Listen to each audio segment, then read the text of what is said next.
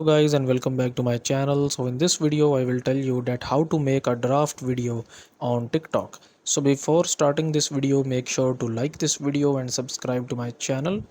So first of all, you're gonna need to open up your TikTok application on your Android and iOS.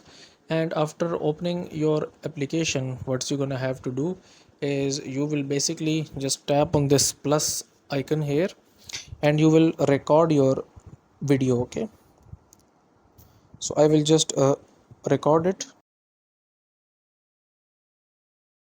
and now you will basically tap on this check mark here, and then basically you will tap on next here, and now here at the bottom left you can see we have draft option. Okay, so if you don't want to post this but you want to save this as a draft, you will tap on draft, and this video will be added into draft. Now you will go into your profile, click on drafts here, and at the top the first video you can see we have over this draft video.